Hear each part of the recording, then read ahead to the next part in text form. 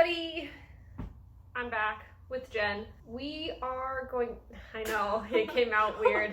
I don't think I've heard you call me that in so long. We're back with George, and we're going to do a gender tag. I've done it before. I did it back in 2021, and then I did it before in, I think, 2016, but gender's constantly changing, and I've never done it with George. I've never done it before. So I figured, let's just go for it. How do you self-identify your gender, and what does that definition mean to you? I identify as female. To me, that just means that I identify as very feminine. I don't really feel like I put off much masculine energy. I feel like everyone has like a bit of both, kind of like that yin and yang sort of thing, but I have a majority of the feminine. I identify as agender, meaning that I don't fall on the spectrum of the binary with male and female. I don't feel like I fall in the middle, and I don't feel like I fall at either end. I feel like I'm off the spectrum entirely. Agender. What pronouns honor you? I use she, her. Those are just the ones I've always used. They were the ones that were given to me. I've never felt anything wrong with them, so those are the ones I use. I use they, them mostly, but my family refers to me as she, her, which I guess is okay. And I do give myself a slight little chuckle when I'm referred to as he, him, because wow. Describe the style of clothing that you most often wear. It depends on my mood. I guess grunge, or if we're going for gender, I guess I don't put genders to clothing. That's fair. I generally wear more preppy clothes. I like a good collar on my shirts. I like wearing belts, but I do have these things that I call Fancy Fridays, in which I wear skirts or dresses. I prefer when I'm dressing up to go out to dress up as feminine because I feel like there's a power in a high heel. So that's kind of what I do. I do love a good high heel power. Talk about your choices with body hair. How do you style your hair? Do you have facial hair? What do you choose to shave or choose not to shave? Well, we can see that I don't have facial hair. I have little like fuzzies, but I don't do anything with them. Are you talking about like hair too, or like? Yeah, just hair. I like to express myself through my hair. I used to have a side shave, now it's green. I might go back to a side shave, I might go pixie. Who really knows? But that's what I express myself most with, because that's what people see first, hair-wise. Hopefully, as that's all they see hair-wise. As for the rest of my body, I don't really shave unless I truly feel like it. I don't think I've shaved my legs in like 3+ months. I shaved my armpits recently because I felt like it.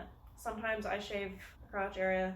Not that often. It's too much work, honestly. I cut my own hair. I use my hair sort of as a style of expression, but I also just like it to be easy. So I cut my own hair on the top of my head. You can't see it now because it's been a hat all day. I shave my armpits just because I do. I do it maybe once a month when I go, sure, we could give that a go. It's mostly when I notice that my deodorant is being used faster because the hair like digs into it more. Yeah. So when you don't shave, the deodorant doesn't last as long, and so when I notice that start to happen, I'm like, okay, time to shave. I only shave my legs if I'm going to be wearing shorts or a skirt without tights, which I do fairly often in Tucson, and that's only because I prefer the aesthetics of it. I don't actually like shaving my legs. I don't shave the crotch area, I just sort of trim it.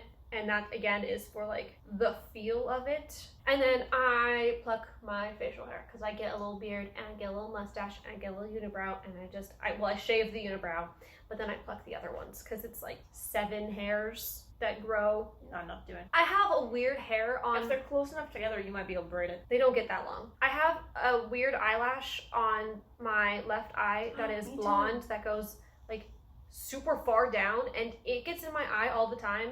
So it's the scariest thing, but I'll get scissors and I'll get in there and I'll just cut it. Because I can't pull it out. I mean, you can actually, with tweezers. It hurts like hell. It hurts so bad. It pulls like my eyelid out with it. It's easier to just cut it.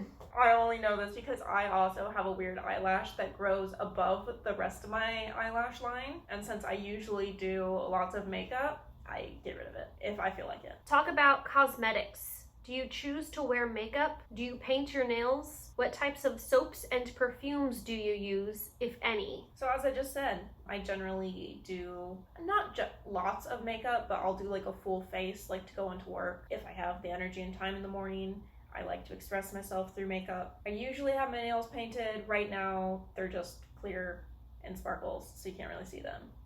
and also my nails are sensitive. If I do use perfume, it's the Bath & Body perfume, so it's not super strong, because super strong smells bug me very easily. So I also use Bath & Body Works soaps and lotions. The smell is just nice to me. I use Function of Beauty shampoo, conditioner, and soap, and body lotion. I use the eucalyptus smell. Generally, when I go for smells, I go for eucalyptus or spearmint or something that is more spicy and musky. I don't use perfumes. I don't paint my nails. I used to. It's just a lot of work. They're actually kind of long right now. I prefer them to be shorter. And I don't wear makeup. I haven't worn makeup in quite a long time, but I'm going to try to put makeup on because I found that sometimes when I dress up in my fancy Fridays, I want makeup and I don't have any. So that is something that I am looking into doing, but I haven't really done, and it's not really a part of my gender expression as of now. Have you experienced being misgendered? If so, when and how often? No. I was born as a classified female, and I have always identified with that. It never felt wrong to me. That is how people refer to me. I was assigned female at birth, so I appear feminine, but because I identify as agender and I use the pronouns they, them, I get misgendered quite often, most frequently by my family, every single day. Also, the friends in Arizona that I've made, I haven't really come out to yet because it doesn't feel like a safe space to do so. So my roommates and my friends in Arizona also misgender me constantly, but that's kind of my own fault because I haven't told them. The people that I have told do respect my pronouns and don't misgender me, but otherwise I get misgendered basically every day. Do you experience dysphoria, and how does that affect you? I wouldn't say I experienced dysphoria. Again, as I said, I was assigned female at birth. I've never felt incorrect at that. Sometimes I've wondered about it, but I've never actually felt like, no, this doesn't belong to me. This isn't who I am. I feel dysphoric when I have my period because I have a uterus. I do have a period, and that time of the month really gets to me. It really hurts me mentally and physically. It's just not a fun time. Other than that, I'm generally more comfortable with my body. In terms of gender expression, I do experience dysmorphia, which makes me uncomfortable in my body in other ways. Talk about children. Are you interested in having children? Would you want to carry a child if that were an option for you? Do you want to be the primary caretaker for any children that you may have? Children. Don't want to have any, don't want to carry a child. I am comfortable with my body how it is. It took long enough to get there. I don't really want to go through that process, and I don't see the purpose of bringing a child into the world when there's already many out there who need a loving home. I'd much rather adopt a slightly older kid and then give them the love that I have, but I want help taking care of them. I don't necessarily want children. I definitely don't want to carry a child or bear a child. I'm down for fostering children, particularly teens or tweens, I guess is the term. I would be willing to foster a child who's able to communicate and not just cry.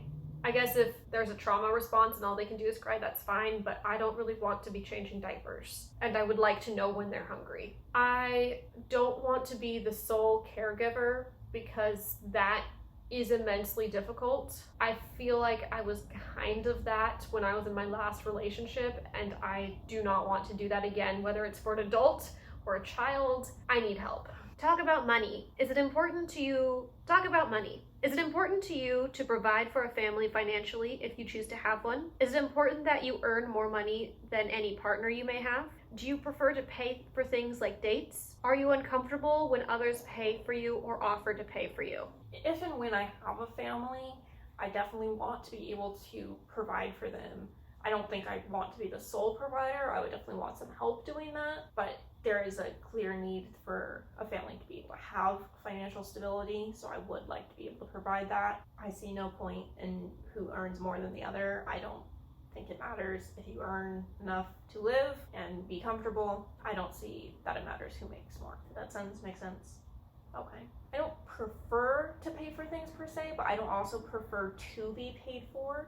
I kind of see it as like a, hey, I paid for dinner last time, like, okay, so when we go do this date, you know, you can pay, or, oh, it's your birthday, like, I'm gonna go treat you to X, Y, and Z, like, kind of take turns on it or like split things, and it's the time and being together that's the date, as opposed to I paid so I took you on the date. Do you feel uncomfortable when people offer to pay for you? It depends on the situation. If it's like a friend, like if we were to go out and be like, hey, like I'll pay for dinner tonight, I'd be like, okay.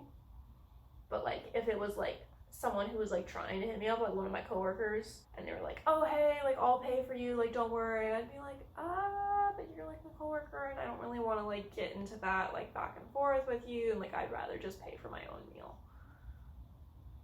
I would like to provide for a family if I choose to have one financially, just because I don't want to be like a stay-at-home parent. That's not appealing to me. I would get bored so fast. I don't think it's important who earns more money, just as long as between all partners involved there's enough money to survive on. I don't care who pays for dates, whether it's me or the other person, just as long as everybody's being fiscally responsible. But if someone offers to pay for me, I will be taking that, because that is free food or a free experience, and I'm down for that. I've gone on so many accidental dates that it doesn't even faze me anymore when someone just goes, I'd like to pay for this. Oh, sure, that's a free coffee for me. Okay. Is there anything else you want to share about your experience with gender? Just be open. I mean, I grew up in a family that was not very open to anything other than the binary, so there was a lot to learn. So going forward, I think everyone just needs to be more like open to the fact that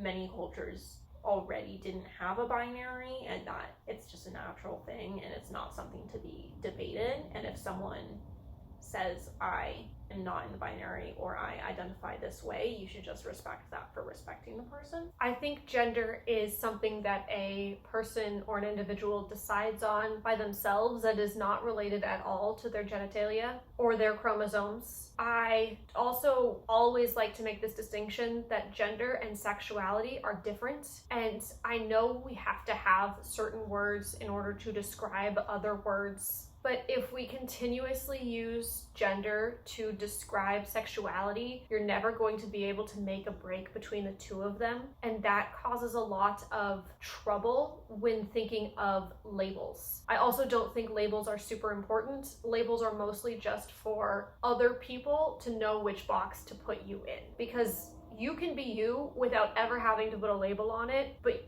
most people put labels on themselves so that other people know how to categorize you in their own brain. So if you don't have a label for your gender, then you don't have a label for your gender, and that's totally fine. If you want a label for your gender, that's another story. But putting these labels on it and connecting sexuality to gender creates this weird sort of mishmash where anything that isn't on the binary suddenly doesn't make sense. So that was the gender tag. If you want to do the gender tag, go ahead and do it. The gender tag itself was started by Ashley Wild, but I saw it first on Miles McKenna's channel. So go ahead and check out any other gender tags you may find on the internet. I've done 2 already, one in 2021 and one I think in 2016.